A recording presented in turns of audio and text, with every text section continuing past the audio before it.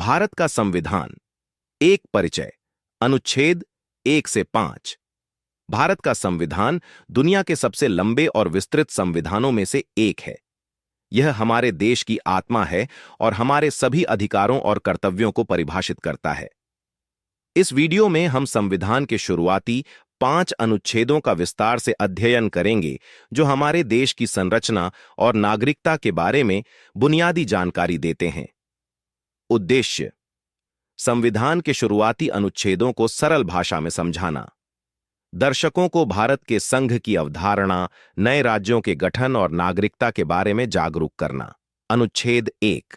भारत राज्यों का संघ होगा। व्याख्या: भारत एक संघ है, एक एकात्मक राज्य नहीं। इसका अर्थ है कि शक्ति केंद्र सरकार और राज्य सरकारों के बीच बंटी हुई है।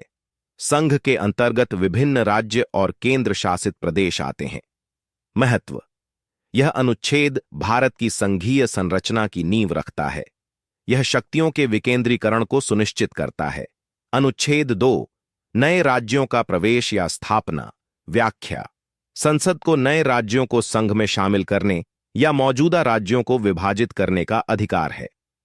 महत्व: यह अनुच्छेद भारत के राजनीतिक मानचित्र में बदलाव लाने की अनुमति देता है।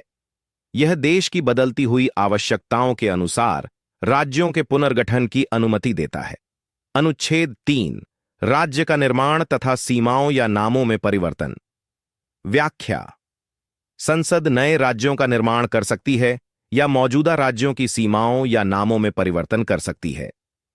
यह अनुच्छेद देश के प्रशासनिक विभाजन को प्रभावित करता है। यह क्षेत्रीय असंतोष को कम करने में मदद करता है। अनुच्छेद 4। पहली अनुसूची व चौथी अनुसूची के संशोधन तथा 2 और 3 के अधीन बनाई गई विधियां।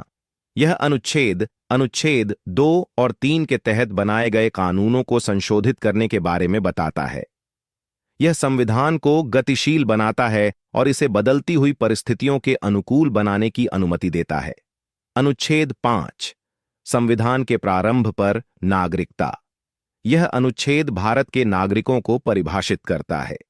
यह अनुच्छेद नागरिकों के अधिकारों और कर्तव्यों को निर्धारित करता है।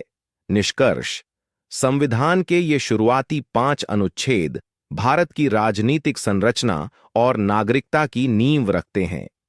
इन अनुच्छेदों का गहन अध्ययन हमें भारत के संविधान के महत्व को समझने